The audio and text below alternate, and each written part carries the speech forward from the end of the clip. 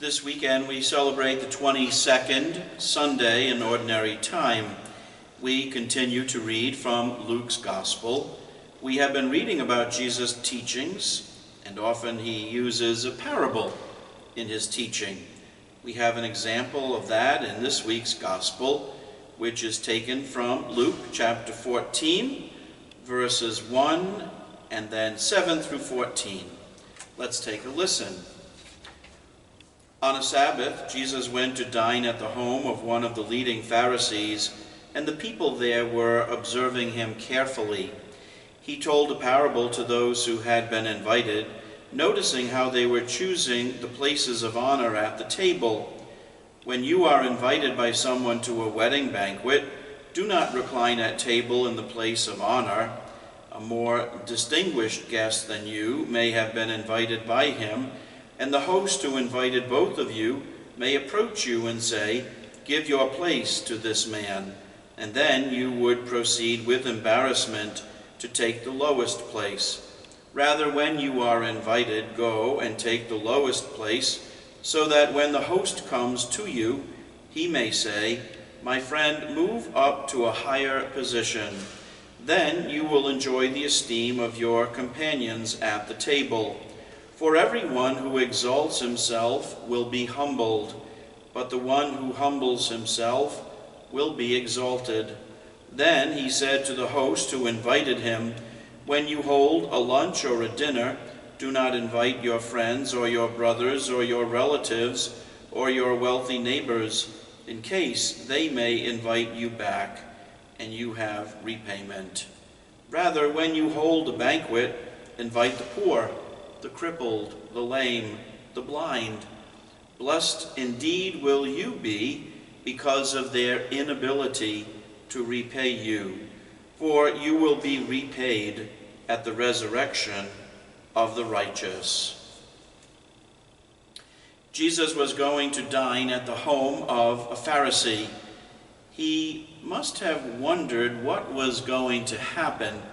Would they try to trap him with their questions? We are also told that this was a leading Pharisee, someone of even greater importance in the community. People coming to this meal were trying to get seats close to the host. These would be considered the best seats in the house. Jesus' parable speaks about humility, about taking the seat, not of privilege or position or power, but to take the lowly seat, the lowest place. And from that place, we will be invited to come forward. It is yet another example of God raising up the lowly, as we heard in the Magnificat. The people likely thought Jesus was just a little crazy. Why would you give up a really good seat and take the last seat? While we might agree with Jesus' message, isn't it also true that even in our own day and age, we are fascinated by the rich and famous? Aren't there television programs that bring us into the beautiful homes of the rich, show us their many homes, or their yachts, or even their wardrobes? We are curious. What if I could be a guest in that home with a seat near the host? We'd then find ourselves the subject of Jesus' parable. One writer has suggested that our desire for status is rooted in fear.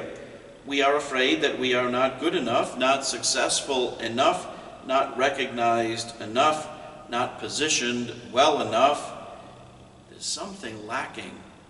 Jesus gives us the antidote to fear in the parable, and it is humility, putting others' needs ahead of our own, seeking to honor others rather than seeking status for ourselves.